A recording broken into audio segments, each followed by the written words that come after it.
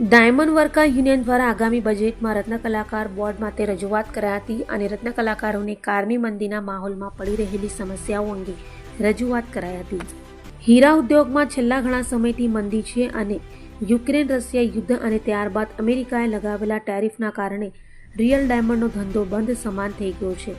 જે રોજગારી મળી રહી છે એ હાલ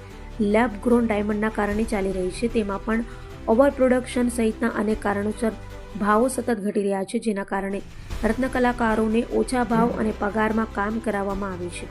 ત્યારે ગુજરાત સરકારના આવનાર બજેટમાં રત્ન કલાકાર કલ્યાણ બોર્ડ બનાવવામાં આવે તથા બજેટમાં રત્ન કલાકારો માટે આર્થિક જોગવાઈ કરવામાં આવે અને ટેક્સટાઇલ પોલિસીની જેમ હીરા ઉદ્યોગ માટે પોલિસી બનાવવામાં આવે એવી માંગણી ડાયમંડ વર્કર યુનિયન ગુજરાત દ્વારા મુખ્યમંત્રી, નાયબ મુખ્યમંત્રી, નાણામંત્રી અને શ્રમ રોજગાર મંત્રી સમક્ષ કરવામાં આવી છે.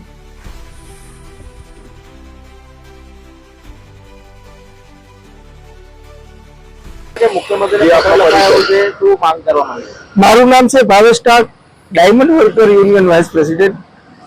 ગુજરાત સરકાર દ્વારા આવનારા 2026ના બજેટની અંદર જ્યારે હીરા ઉદ્યોગની અંદર છેલ્લા 3 વર્ષથી આ મંદીનો માહોલ હોય,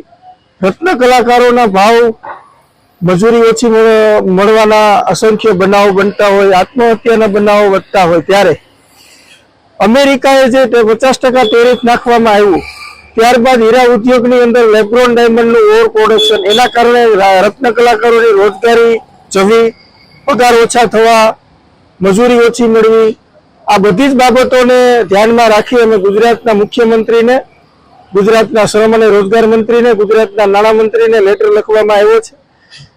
કે જેવી રીતે બાંધકામ કલ્યાણ બોર્ડ છે એવી રીતે રત્ન કલાકારો માટે રત્ન કલાકાર કલ્યાણ બોર્ડની સ્થાપના કરવામાં આવે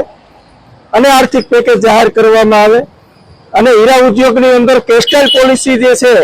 એવી જ હીરા ઉદ્યોગની અંદર હીરા ઉદ્યોગ માટે પોલિસી બનાવવામાં આવે ને લેબ્રોન ડાયમંડના વધતા જતા વ્યાપને રોકી